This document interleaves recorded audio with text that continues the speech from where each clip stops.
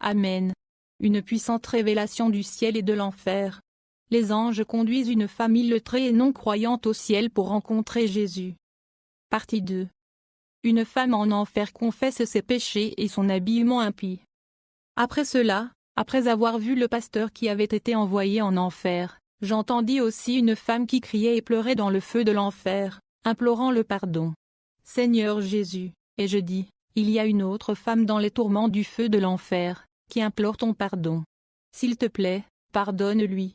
Nous nous sommes approchés d'elle et Jésus a dit, demande-lui ce qui l'a amenée en enfer. J'ai demandé, pourquoi n'as-tu pas suivi le chemin étroit? Qu'est-ce qui t'a poussé à suivre la voie large qui t'a conduite en enfer? Elle a répondu en disant, quand j'étais sur terre, je ne croyais pas ce que mon pasteur prêchait. Je n'acceptais pas le fait que de porter des pantalons en tant que femme soit un péché, que faire des permanentes ou des frisures, porter des boucles d'oreilles, peindre mon visage, décolorer ma peau, porter des colliers, des chaînes, des bracelets, des bagues, garder des ongles longs, utiliser des attaches sur mes cheveux, soit des péchés devant Dieu. Elle poursuivait, je ne considérais pas comme un péché de coucher avec un homme non marié, puisque j'étais moi-même célibataire. Je courais aussi après les maris des autres femmes. Quand je suis décédée et que je suis arrivée ici, j'ai réalisé que mon pasteur prêchait la vérité. Le Seigneur m'a dit que les fixations que les femmes utilisent sur leurs cheveux provenaient des cheveux d'un très gros serpent démoniaque, et que le cortex et les rouges à lèvres sont en fait du sang des êtres humains auxquels on fait prendre diverses couleurs. Les femmes s'en servent pour peindre leur corps, souillant ainsi leur corps. Ésaïe 3, 16-24.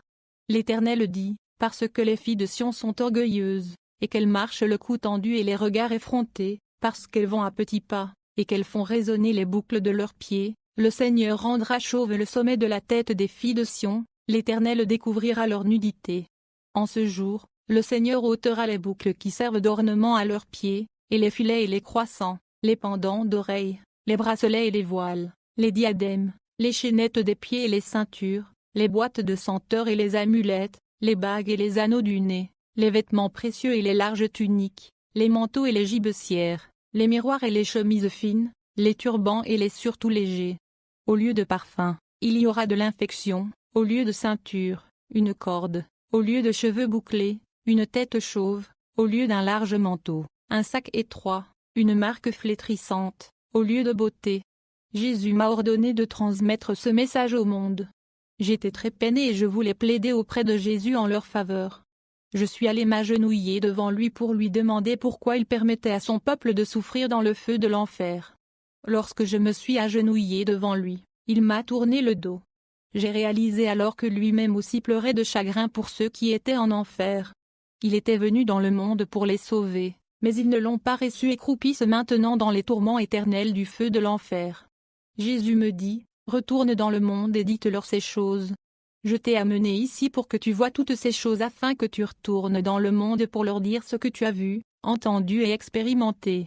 Et l'homme me dit, fils d'homme, regarde de tes yeux, écoute de tes oreilles, et mets ton cœur à tout ce que je te montrerai, car c'est pour que je te les montre et que tu as été amené ici, annonce tout ce que tu vois à la maison d'Israël.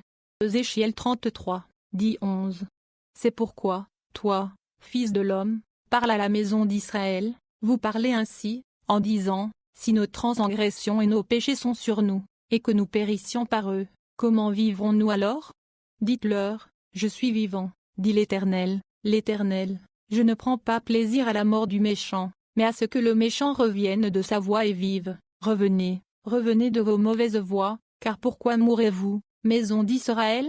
Je suis revenu sur la terre et j'ai repris vie dans mon corps. Mais malgré mon retour, je ne disais toujours pas aux gens le message que le Seigneur m'avait donné. Jésus m'apparaît pendant une répétition de la chorale à l'église. Le samedi 2 août 2003, je suis allé avec les femmes à l'église COCIN Church of Christ Nigeria, pour la répétition de la chorale. Pendant que nous prions, Jésus m'est apparu et m'a demandé, « Pourquoi n'as-tu pas jusqu'à présent délivré le message que je t'ai donné ?» Lorsque j'ai ouvert les yeux, je ne l'ai plus vu. J'ai refermé les yeux en pensant que je le verrais, mais ce n'était pas le cas. Après la répétition de la chorale, je les ai quittés et suis parti pour rentrer à la maison. Sans que je le sache, des larmes coulaient de mes yeux. Une femme qui m'a vu m'a demandé en chemin, « Pourquoi pleures-tu » J'ai répondu, désolé, je ne savais pas que des larmes coulaient de mes yeux. Ce qui s'est passé, c'est que lorsque nous étions dans l'église en train de prier, Jésus m'est apparu et m'a demandé pourquoi je n'avais pas encore délivré le message qu'il m'avait donné pour le monde. J'ai eu peur et des larmes ont commencé à couler de mes yeux sans que je le sache. Sur le chemin de retour à la maison, soudain, je me suis mise à chanter certaines mélodies des cantiques que je n'avais jamais connues. Je ne les avais jamais entendues chanter nulle part. Je les chantais librement et joyeusement. Certaines femmes qui m'ont entendu chanter les refrains de ces mélodies ont été surprises et ont dit à ma mère, « Tu nous as dit que ta fille était une adoratrice d'idoles et qu'elle n'avait aucun rapport avec le christianisme. Comment se fait-il qu'elle chante de beaux refrains chrétiens que nous n'avons jamais entendus ?» Ma mère leur a affirmé qu'en vérité, j'avais été une adoratrice d'idoles et que j'étais engagée dans le ministère juste comme mascarade. Et j'ai raconté à ma mère mon expérience à l'église. Je suis partie au ciel pour la 3e fois en compagnie de 3 anges. Ce jour-là, je suis entrée dans ma chambre afin de sortir une natte pour me reposer. Et là, dans la chambre, je vis 3 anges qui m'attendaient. Je les ai accueillis avec joie. Ils m'ont dit, « Jésus nous a demandé de venir discuter avec toi et de t'emmener à lui. » Nous sommes sortis de la pièce et je me suis assise sur un tapis et je chantais avec enthousiasme. Plus tard, j'ai décidé d'inviter les membres de ma famille à venir voir les anges. Je suis allée les voir et je leur ai dit, « Vous avez dit que vous n'aviez jamais vu des anges de Dieu auparavant, venez les voir maintenant. » Ils se sont précipités vers l'endroit où se trouvaient les anges et ont demandé, « Où sont-ils » J'ai pointé mon doigt vers l'endroit où étaient les 3 anges en pensant qu'ils étaient visibles pour eux aussi comme ils l'étaient pour moi. Mais ils ne pouvaient pas les voir. Je m'interrogeais et me demandais, « Ne voyez-vous pas ces êtres célestes au corps glorieux et aux vêtements éblouissants ?» Ils répondirent qu'ils ne les voyaient pas. Je me plaignis et leur disais, « Si vos yeux s'ouvraient pour voir la gloire et la majesté qui enveloppent ces anges célestes, vous croiriez en Dieu, vous l'adoreriez avec crainte et vous souhaiteriez être au ciel aujourd'hui. Mais puisque vous ne pouvez pas les voir, vous pouvez passer outre et continuer à faire vos choses. » Jésus me montre le feu de l'enfer. Mon esprit est parti avec les anges pour rencontrer le Seigneur. Nous sommes arrivés à l'endroit où nous voyons habituellement le vieil homme. Il était là mais n'a rien fait contre nous et nous sommes aussi passés sans rien dire. Lorsque je suis arrivé à la porte du ciel, j'ai rencontré Jésus qui m'a accueilli avec joie. « As-tu transmis aux hommes du monde le message que je t'ai donné ?» Il me demanda. « Non, répondis-je. » Il m'a dit, « Je vais te montrer quelque chose, regarde cet endroit-là. » Mes yeux se sont ouverts et j'ai vu le feu de l'enfer. J'ai vu des gens qui brûlaient et pleuraient dans les flammes de l'enfer. L'endroit était si sombre que l'on ne pouvait voir aucun objet très proche de soi. Le feu était si intense. Ce qui est surprenant, c'est que les gens qui s'y trouvaient n'étaient pas consumés par ce feu. Apocalypse 14, 9, 11. Et un 3e ange les suivit, en disant d'une voix forte, « Si quelqu'un adore la bête et son image, et reçoit une marque sur son front ou sur sa main, il boira, lui aussi, du vin de la fureur de Dieu, versé sans mélange dans la coupe de sa colère, et il sera tourmenté dans le feu et le soufre, devant les saints anges et devant l'agneau. Et la fumée de leur tourment monte au siècle des siècles, et ils n'ont de repos ni jour ni nuit, ceux qui adorent la bête et son image, et quiconque reçoit la marque de son nom. » Les accusations de Satan. Jésus m'a montré les armes que Satan avait entassées en enfer et par lesquelles il comptait me détruire. Il me dit, « Comme tu n'as pas délivré le message que je t'ai donné pour les gens de la terre, Satan et ses démons ont voulu t'attaquer pour que le message ne soit pas délivré du tout. Satan voulait te détourner de moi, pour que tu sois condamné à l'enfer. Je suis venu te le dire alors que tu priais dans l'église. Mais lorsque tu as ouvert les yeux, j'ai décidé de t'emmener plutôt à moi pour que tu puisses le voir par toi-même. Satan t'a accusé en me disant qu'en refusant de livrer au monde le message que je t'ai donné, tu as montré clairement que tu ne m'appartenais pas à moi mais à lui. Il a dit que bien que les gens sur la terre soient mes créatures, je m'imposais à eux en transportant au ciel même ceux qui ne croyaient pas en moi. Satan m'a aussi défié sur la propriété des gens de la terre. Il a dit qu'ils sont à lui et non à moi, parce qu'ils sont pécheurs. Apocalypse 12, 10. Et j'entendis dans le ciel une voix forte qui disait, « Maintenant le salut est arrivé, et la puissance, et le règne de notre Dieu, et l'autorité de son Christ, car il a été précipité, l'accusateur de nos frères, celui qui les accusait devant notre Dieu jour et nuit. La voie large et le chemin étroit. » Je vis les 2 chemins, la voie large et le chemin étroit. La voie large était très spacieuse, les gens y marchaient directement vers l'enfer. Les gens se pressaient sur cette voie, se querellant et se battant entre eux afin d'avoir de la place pour marcher. L'autre chemin était joli, mais il était très étroit. Il m'a fallu beaucoup de temps avant de voir quelqu'un le suivre. Et ce chemin menait vers le paradis. Il fallut encore beaucoup de temps avant que je ne voie quelqu'un venir au ciel par ce chemin. Je m'interrogeais et je disais en moi-même, cet homme, Jésus, n'a-t-il pas des amis, des disciples? Pourquoi les gens qui suivent son chemin sont si peu nombreux? Matthieu 7, 13-14. Entrez par la porte étroite, car large est la porte, spacieux est le chemin qui mène à la perdition, et il y en a beaucoup qui passent par là, mais étroite est la porte, resserré est le chemin qui mène à la vie, et il y en a peu qui le trouvent. Jésus me montra ses mains percées. Je me tenais avec Jésus et il m'a demandé de regarder ses mains. Je l'ai fait et je vis du sang couler de ses mains percées. Les plaies semblaient fraîches. Jésus m'a dit, « C'est quoi d'autre que mon peuple voudrait que je fasse pour eux? J'ai versé mon sang pour eux. J'ai été cloué à la croix en sacrifice pour leurs péchés, je suis mort, j'ai été enseveli et je suis resté 3 jours dans la tombe. Tout cela a été fait pour les sauver de leurs péchés, mais mon peuple est indifférent à mon sacrifice. Le diable ne cesse d'accuser les gens du monde devant moi pour les détruire parce qu'ils ne donnent pas de la valeur à mon sacrifice et ne sont pas prêts pour le ciel. C'est quoi d'autre que les êtres humains voudraient que je fasse pour eux? Attendent-ils que je revienne physiquement dans le monde? Ou bien veulent-ils que ma chair soit coupée en morceaux pour qu'ils la mangent avant qu'ils ne croient en moi? Ésaïe 5, 1, 4, 7. Je chanterai à mon bien-aimé le cantique de mon bien-aimé sur sa vigne. Mon bien-aimé avait une vigne, sur un coteau fertile. Il en remua le sol, ôta les pierres, et y mit un plan délicieux. Il bâtit une tour au milieu d'elle, et il y creusa aussi une cuve. Puis il espéra qu'elle produirait de bons raisins, mais elle en a produit de mauvais. Maintenant donc, habitants de Jérusalem et hommes de Juda, soyez juges entre moi et ma vigne. Qui avait-il encore à faire à ma vigne, que je n'ai pas fait pour elle? Pourquoi, quand j'ai espéré qu'elle produirait de bons raisins, en a-t-elle produit de mauvais? La vigne de l'Éternel des armées, c'est la maison d'Israël, et les hommes de Juda, c'est le plan qu'il chérissait. Il avait espéré de la droiture, et voici du sang versé. De la justice, et voici des cris de détresse. Jésus m'a dit qu'il reviendrait bientôt sur la terre pour juger le monde, que le monde arriverait bientôt à sa fin. J'ai vu les anges se préparer à venir sur la terre avec Jésus. Jésus m'a autorisé à témoigner de ces révélations. Jésus dit alors, « Je t'ai fait monter ici pour que tu voies et entendes toutes ces choses, afin que tu retournes sur la terre et que tu en rendes témoignage aux hommes dans le monde. Retourne dans le monde et témoigne-leur de ces choses. » Ézéchiel 40, 4. Cet homme me dit, « Fils de l'homme, regarde de tes yeux, et écoute de tes oreilles.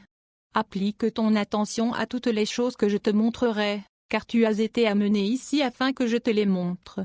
Fais connaître à la maison d'Israël tout ce que tu verras. Je ne voulais pas revenir dans le monde. Les anges m'ont persuadé de retourner sur la terre et d'accomplir la mission que le Seigneur m'avait confiée pour le monde. Je plaidais pour y rester. C'était à cause de la beauté du ciel. Le ciel est un lieu de beauté et de paix parfaite. Il n'y a pas de maladie, de douleur ou de chagrin au ciel, mais seulement du bonheur, de la joie et de l'allégresse.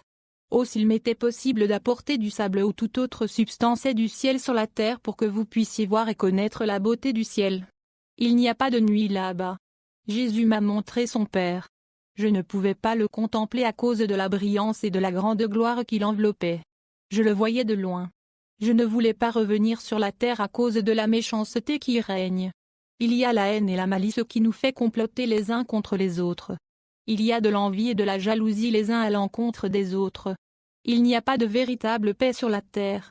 Pourquoi dois-je revenir sur la terre, un monde de péché et de méchanceté? Je l'ai supplié. Apocalypse 21, 1-4. Puis je vis un nouveau ciel et une nouvelle terre, car le premier ciel et la première terre avaient disparu, et la mer n'était plus.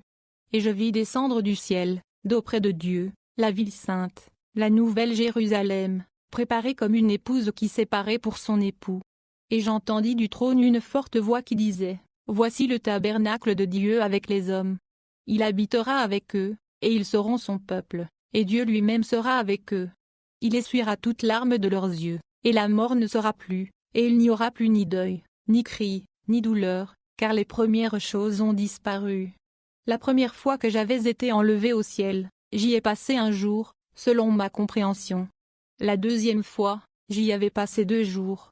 La troisième fois, j'y ai passé 6 jours. J'y suis resté plus longtemps parce que je refusais de revenir sur la terre. Les anges m'ont supplié de revenir sur la terre mais j'ai refusé. Un des anges qui était assis est venu et m'a touché et soudain je me suis vu en train de descendre sur la terre.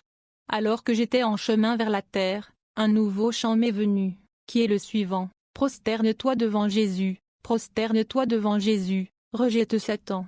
Ceux qui étaient autour de mon corps pendant ces expériences ont enregistré environ 3 heures pour la première expérience, 4 heures pour la deuxième, et 5 heures pour la troisième expérience. 2 Pierre 3, 8. Mais il est une chose, bien-aimés, que vous ne devez pas ignorer, c'est que, devant le Seigneur, un jour est comme 1000 ans, et 1000 ans sont comme un jour. L'amour et la patience de Dieu. Lorsque je suis revenu à la vie sur terre, j'ai décidé de raconter aux gens tout ce que le Seigneur m'avait dit. Dans mon interaction avec Jésus, j'ai vu qu'il était plein de patience et d'endurance. Il est patient avec les êtres humains et a enduré leurs péchés, leur rébellion et leur méchanceté jusqu'à ce jour. Je peux aussi voir le grand amour et la préoccupation de Dieu pour cette génération, ce qui l'a incité à emmener des personnes vivantes au ciel et en enfer pour voir la réalité des choses, et à les ramener sur la terre pour qu'elles racontent ce qu'elles ont vu et entendu, aux personnes vivant dans le monde. Exode 34, 5-7. L'Éternel descendit dans une nuée, se tint là auprès de lui, et proclama le nom de l'Éternel.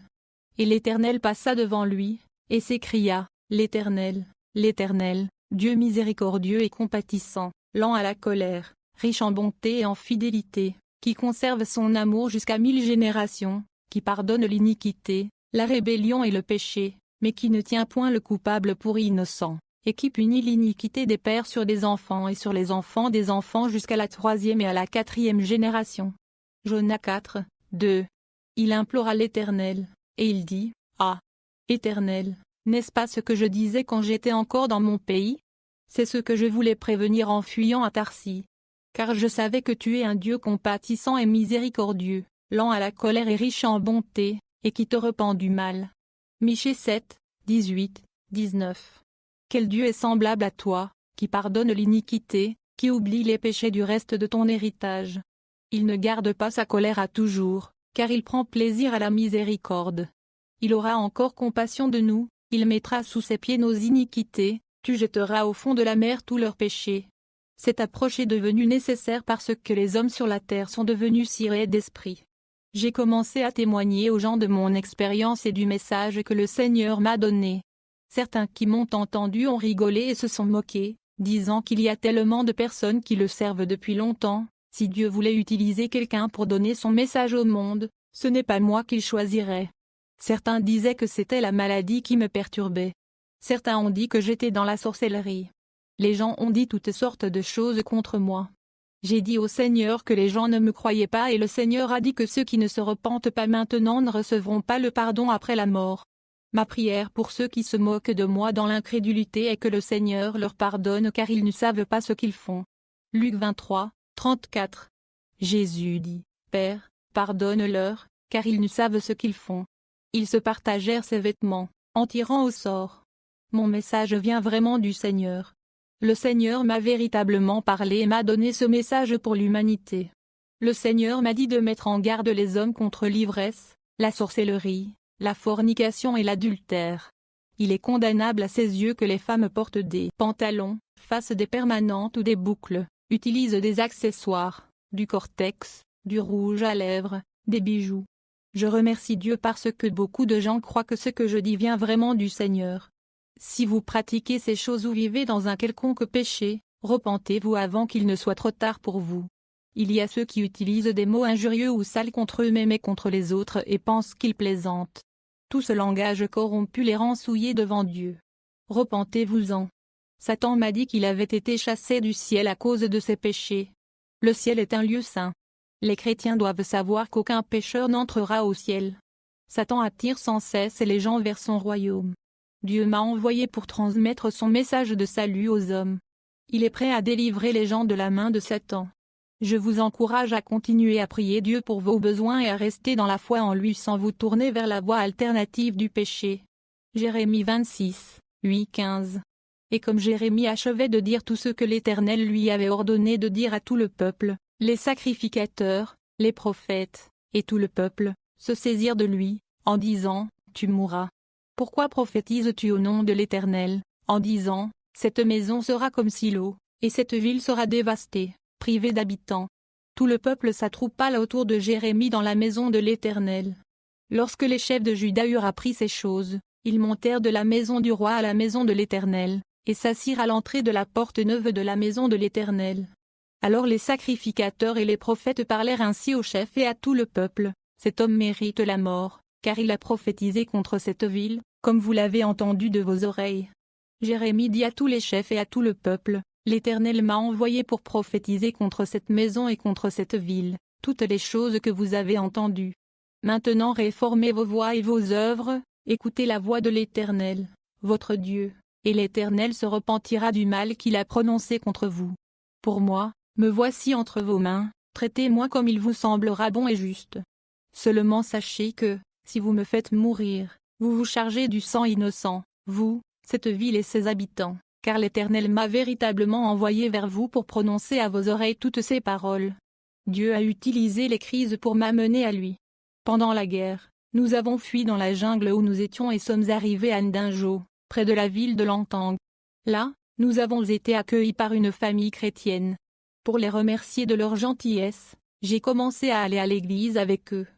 Ils fréquentaient la COCIN Church of Christ Nigeria. Mon mari s'est mis en colère parce que j'avais commencé à aller à l'église. Il m'a demandé, t'avais-je épousé à l'église? Un jour, il a jeté mes biens et m'a chassé hors de sa maison. Les femmes chrétiennes de Ndinjo ont contribué financièrement à mon transport jusqu'à la ville de Lantang. Je suis venue et je suis restée avec ma mère à Lantang. Ma mère fréquente une église pentecôtiste.